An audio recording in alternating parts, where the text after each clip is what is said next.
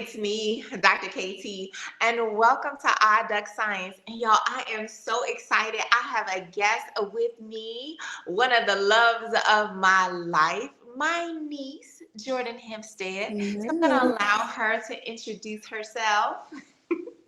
Hi, everyone. I am Jordan. I am super excited to be a guest today and excited for a great conversation. So let's get started. Well, today we want to talk about something that is all over the news. I feel like everyone uses it throughout the day, and it's called AI. So today we're going to dig into whether AI is an arch nemesis or an arch ally. One of the things I do know that I have learned in my career is that you do not have to know everything, but what you do is surround yourself with people who are subject matter experts. And so my niece Jordan happens to be one of those things. So I'm gonna let her give off her resume and let you know why she's qualified to talk about the things we're gonna dig into today. Yeah, so currently I am a product manager at a Fortune 50 company. So I have had a front row seat to AI and how it's evolving in the workplace and how businesses are making decisions based off of it. But a little bit about the rest of my pedigree. I have a bachelor's degree in electrical engineering with a minor in math from UNC Charlotte, go Niners.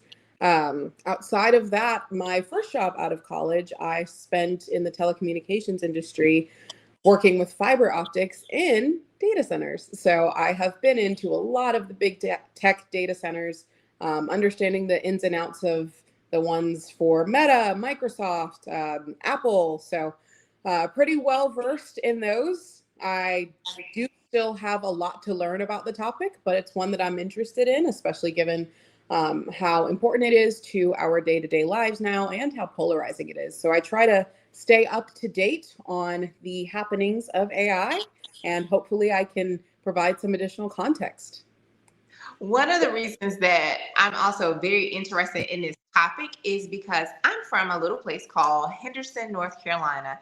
And recently there was a vote for an area in Henderson to be zoned for a data center. And what I wanted to do is, one, there's a petition going around, and I signed it and have sent it out to a couple of people. And I wanted to explain why it is important to know all the information when it comes to these companies coming into our neighborhoods, into our environments, and disrupting it. So in order to make an informed decision, you have to have all the pieces. And I feel like most of the time, these developers that come in do not take the time to come in and educate the people. So I'm going to do my small part, and Jordan is helping me on this journey because she has had many summers in Henderson. And so we want to educate not only in Henderson, but there are so many things going from Memphis, Tennessee, where I have a girlfriend that lives, and we're seeing that the NAACP is actually suing Elon Musk for the data centers that is being built there, which is like one of the largest data centers, and what it's doing to the environment. So our hope today is to break down AI and also talk about data centers and talk about the advantages of having AI as well as the disadvantages, so that you as a ODDDUCK scholar can make an informed decision and have these conversations when it comes to town hall meetings, when it comes to city hall, when you're talking to your county commissioners and your mayors and your elected officials, because you know we are big about that on ODDDUCKSCIENCE, making sure that we hold these officials that we are paying through our tax dollars accountable. So let's get right into it. Jordan, what is AI? AI. So the acronym itself, as most people probably know, is artificial intelligence. But in terms of what it is, breaking it down a little bit more, AI simulates human intelligence by learning, it analyzes, it solves problems, which it takes all of that and that uses it to empower itself to make decisions. So it uses algorithms to parse data, it identifies patterns. Some of the most common ones that we probably see or use today, ChatGPT is a very common one that people use. ChatGPT is a generative pre-trained transformer. So that means it's trained to have human-like thinking, and it predicts sequences based on data and inputs. So ChatGPT tries to predict what the next word is going to be based on the data and the inputs that it's been given. Outside of that, I feel like another really common use of AI that we have now is the algorithm on social media. People will say the algorithm and not really know what that means. But on social media, the algorithm actually refers to an AI that analyzes user behavior to push out content based on data. So you like a post about cats. The algorithm goes, oh, okay, let me send you some more things about cats. You tell the algorithm, hey, I'm not interested in this video on pasta. Okay, well, I'm not going to show you anything based on pasta. And it uses all of those inputs and those patterns to predict what it thinks would be best. So that's AI in a nutshell.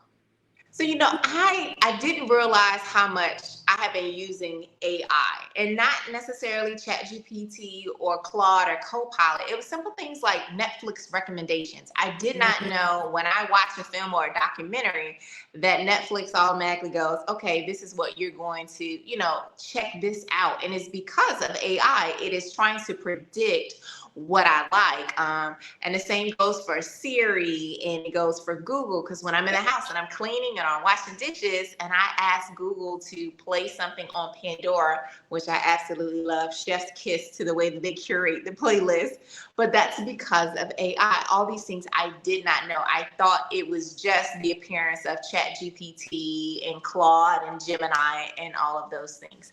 So can you break down the two types of AI? Yeah. So AI in general, there's strong and there's weak AI. About strong AI at this point is still technically theoretical, but strong AI is something that I feel like most people are working towards, or the larger companies, especially tech companies. So strong AI is aiming to create intelligent machines that basically copy human thinking. They want to make it to the point so that it's indistinguishable from human thinking and the human mind. But again, this is just theoretical for now. Weak AI, which is what we have now, even in some more advanced versions of it, even though we currently have some more advanced versions of it, it focuses on performing small specific tasks, autonomous things, again, using data and analyzing patterns, but stuff like that, Netflix recommendations, or even talking about ChatGPT and generative AI, agentic AI. These are more advanced versions of weak AI, but that is still technically weak AI. Weak AI is more narrow than some of the stronger things, the more theoretical things that you might see in movies. Okay, good. Now, one of the things I wanted to also talk about is the environmental impact. I want to talk about the environmental impact. I want to talk about the economical impact. I want to talk about all of the things, because there's so much to unpack when you start talking about AI.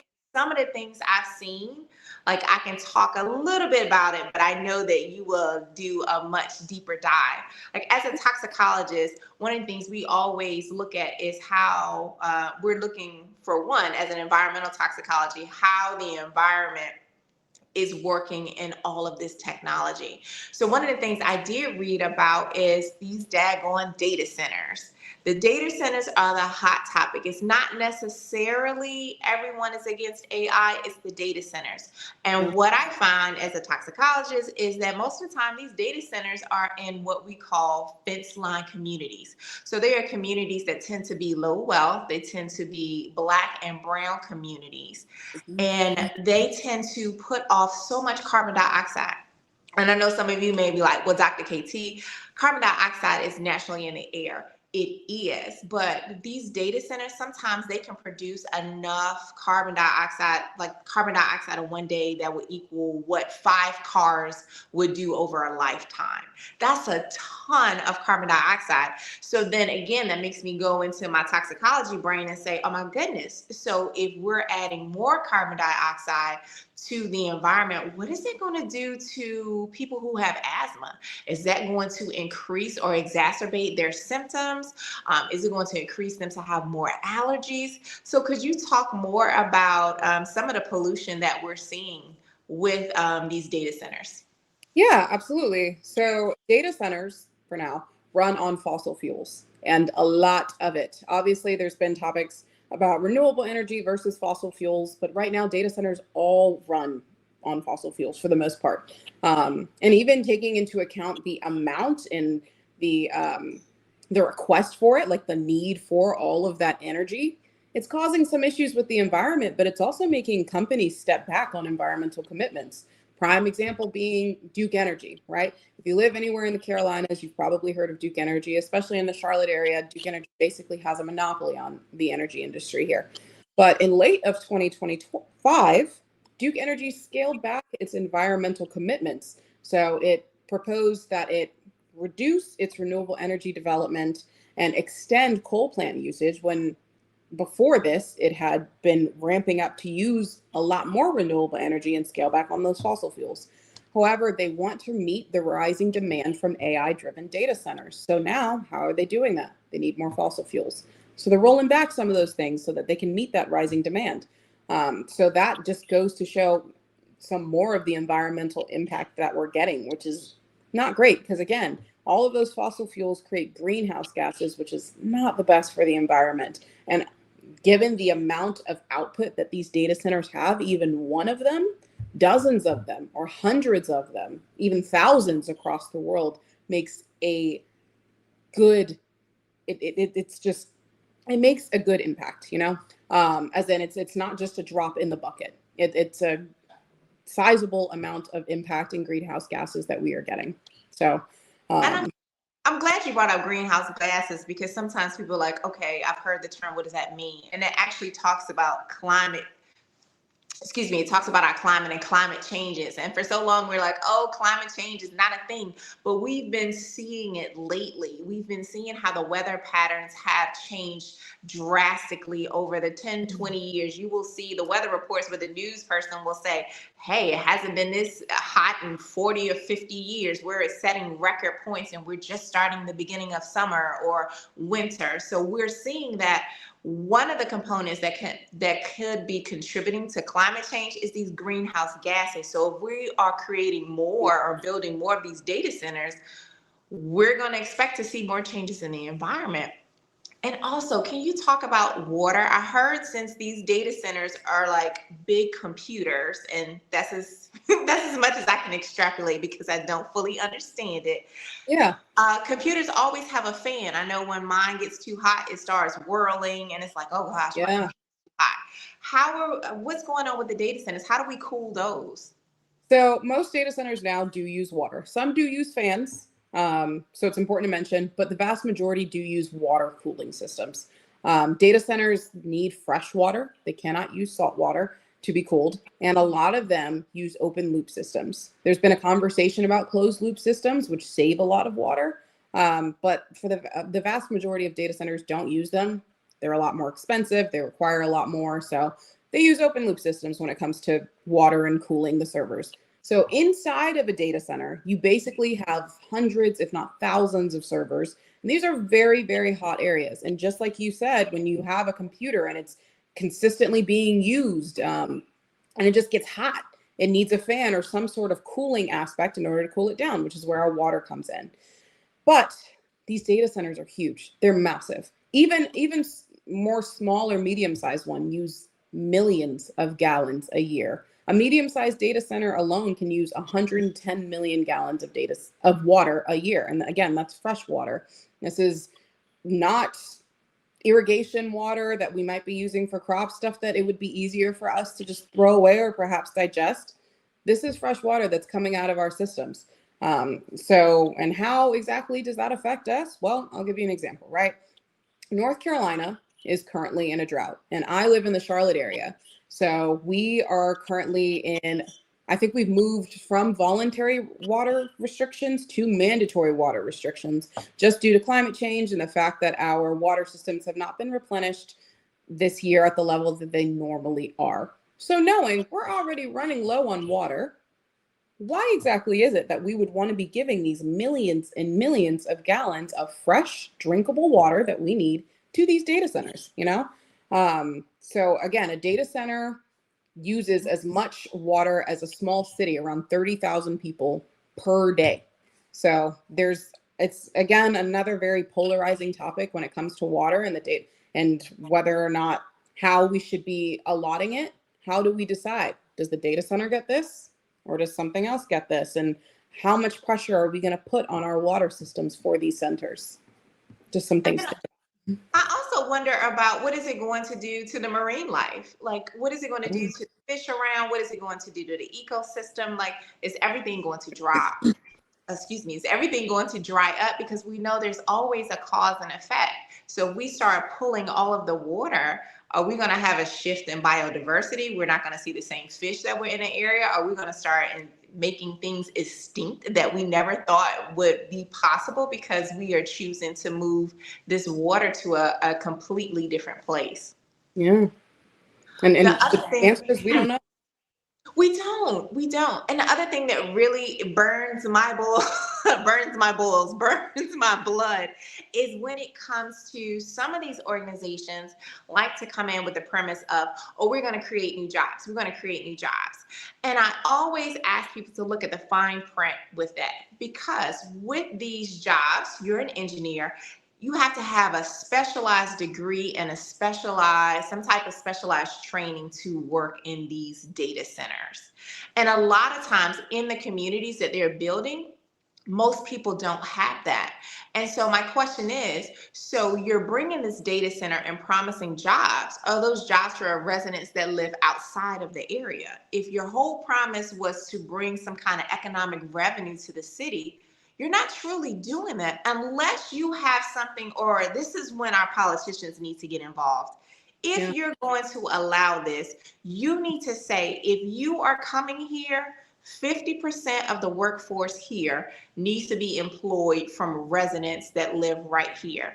Yeah. And if they don't have the training, you need to connect to the local community college. I am a huge community college proponent. You all know I have taught at a community college for about 7 years, love them, and they are vital to the education and the workforce. So why not work with your local community colleges to create a pipeline where these companies are going to pay for their education as well as to keep them there, because the purpose is to keep the money there. And oftentimes the jobs that they're offering are construction jobs or they're janitorial jobs that only last for 12 months. We don't want that. We want some long-term sustainable income so people can make a living wage for their family. And oftentimes they're contracts, so you're not giving them any benefits. Very true. And so that gets me. That really gets me. Yeah. And just speaking again of the communities that they're choosing to put this in, I would always love to ask how many times these developers come in and they come to these meetings, if people would ask them, would you want a data center in your backyard? And most of the time, they wouldn't. They wouldn't at all. Yeah. Now, after we finish bashing these data centers, I do want to talk about, there are some benefits to AI. So Jordan, can you talk about some of the benefits of using AI? Yeah, absolutely. So again, AI has its cons, but it does have its pros as well. I use it daily. I don't think it's something that you need to be afraid of. I think it's a fantastic tool. So the way that AI has been able to open doors for people and even people who don't necessarily have the money to pay for certain things, that's fantastic.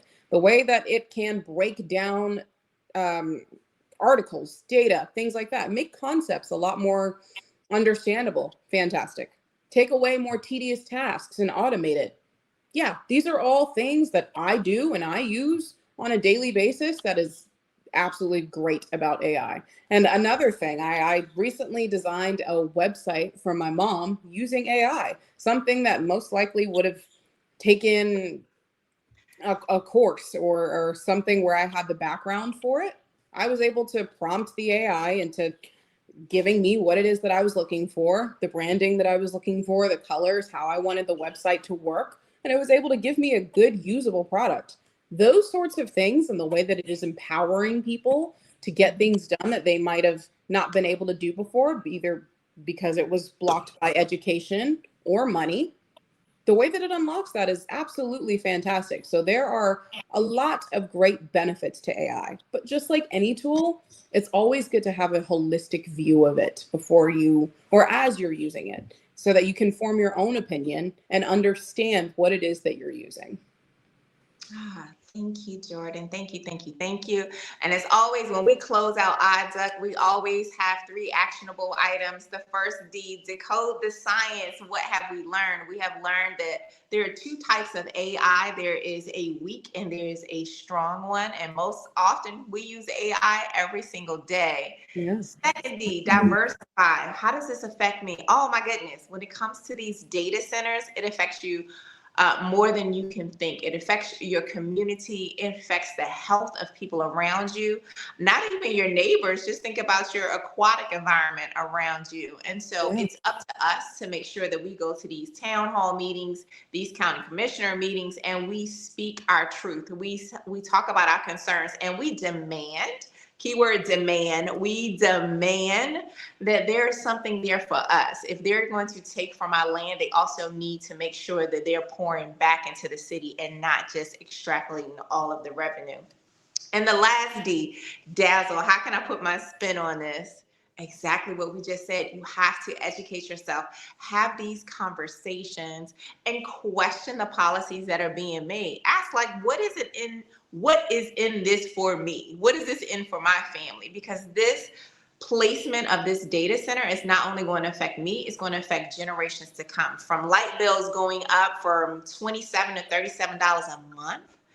Yeah. For people that are on fixed incomes, that's not something that they have prepared for water bills to increase, all of these different things. So we as a community need to come together, speak up, and allow our voices to be heard. Well, we hope you learned something great today. And thank you to my beautiful and talented and intelligent niece, Jordan, for joining us. I hope you have a glorious day. Until next time, bye.